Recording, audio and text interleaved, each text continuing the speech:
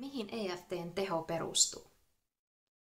EFT:n teho perustuu ensisijaisesti tietenkin siihen, että se tasapainottaa meidän energiajärjestelmän, energian virtaamisen. Kaikki kielteiset tuntemukset, joita meillä on, voisi ajatella olevan tukoksia, häiriöitä meidän energiajärjestelmässä. Ja EFT on aivan loistava keino poistaa niitä tukoksia ja saada energiaa virtaamaan vapaasti.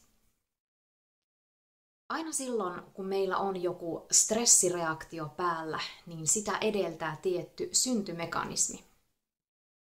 Meidän keskiaivoissa sijaitseva limbinen järjestelmä on meidän pitkäkestoisen muistin tallennuspaikka.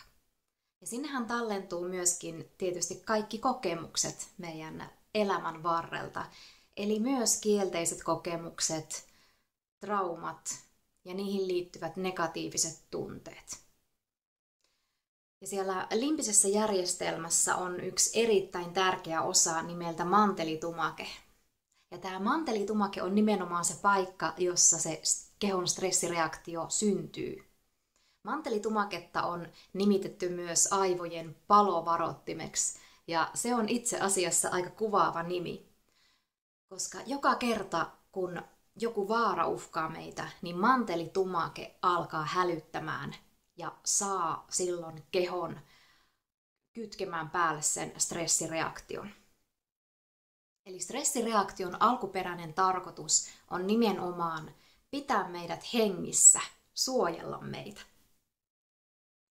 Ja on oikein hyvä, että meillä on tällainen suojelumekanismi. Eli silloin kun stressireaktion vallassa ollaan, niin ne reaktiot tulee ikään kuin selkäytimestä.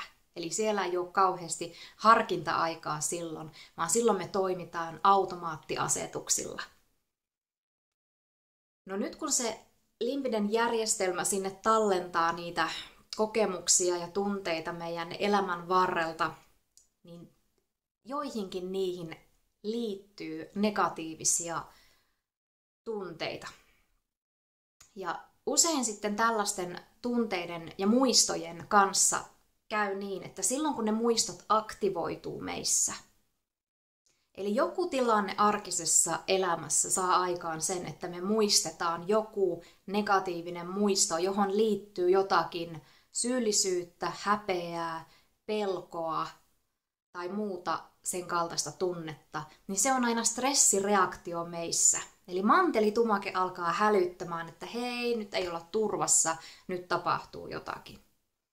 Ja meidän alitajuntahan ei missään nimessä ymmärrä sitä, että onko joku muisto, joka meillä on, niin onko se tapahtunut 5 minuuttia sitten vai 50 vuotta sitten.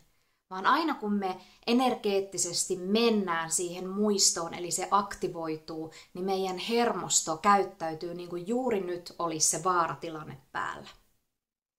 Ja nykyajan kiihkeässä elämän rytmissä, kun me helposti ollaan ylistimulaatiossa, median, tietokoneiden, puhelimien, työpaineiden, kaiken suorittamisen ja arjen kiireiden vuoksi me ollaan ikään kuin semmoisessa ylivirittyneessä tilassa helposti.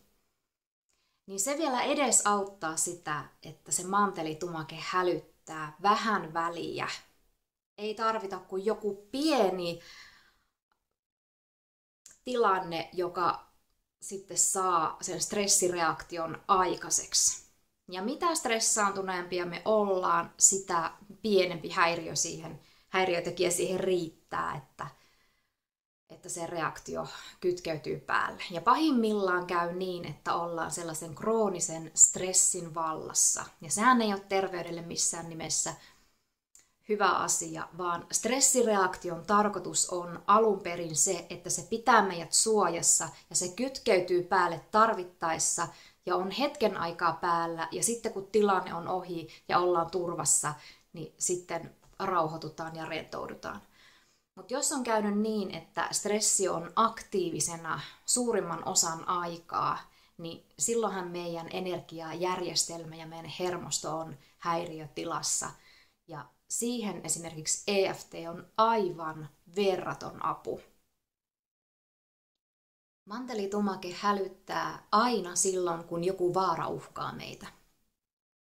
Olipa se vaara sitten todellinen, esimerkiksi liikenteessä joku äkkinäinen tilanne, tai joku muisto, joka aktivoituu.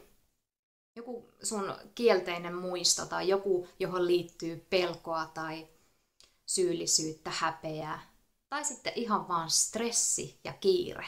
Että sä oot niin kiireinen ja stressaantunut, että oot tosi ärtynyt ja se viha leimahtaa sieltä helposti. Mantelitumake hälyttää näissä kaikissa asioissa. Silloin kun me naputellaan meridiaanien päätepisteitä, eli näitä EFT-pisteitä tietyssä järjestyksessä, ja samalla sanotetaan, eli tarkoituksella aktivoidaan jotakin muistoa esimerkiksi, niin me pystytään neutraloimaan siihen liittyvä tunnelataus. Eli poistamaan stressireaktio sitten vastaisuuden varalta. Koska nyt sinne pitkäkestoisen muistin järjestelmään on tallentunut tosi paljon tilanteita meidän matkan varrelta, elämän varrelta. Ja jos me ei käsitellä niitä muistoja, niin silloin ne säilyy siellä meidän muistossa, eli meidän kehossa, eli meidän energiajärjestelmässä. Ja ne on siellä tukoksina ja voi aiheuttaa meille esimerkiksi fyysisiä oireita. Olipa kyseessä sitten lapsuuden trauma tai viime viikolla tapahtunut läheltä piti tilanne liikenteessä, joka vieläkin saa sun sykkeet nousemaan, kun ajattelet tilannetta. Tai joku kipu sun kehossa tai työpaikalla oleva valtava stressi ja kiire, niin EFT auttaa näihin kaikkiin. EFT:ssä voidaan naputella vaan yhtä ongelmaa kerrallaan, eli aina valitaan se yksi asia, mitä käsitellään. Mutta silloin kun me käsitellään nämä tunteet ja tukokset EFT:llä, niin meidän energia vapautuu liikkumaan. Eli meidän kehon ei tarvitse käyttää sen energiaa sen tietyn muiston ylläpitämiseen, vaan kun tunnelataus siitä tietystä aiheesta poistuu, niin se energia on käytettävissä muihin asioihin meidän arkisessa elämässä.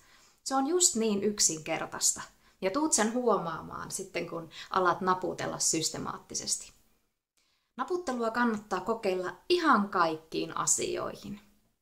Jos se johonkin ei sun mielestä toimi, niin mitä menetit? Et yhtään mitään. Naputtelu toimii ihan kaikkiin tunneperäisiin ongelmiin ja yllättävän monet asiat on loppujen lopuksi tunneperäisiä. Jopa krooniset kivut.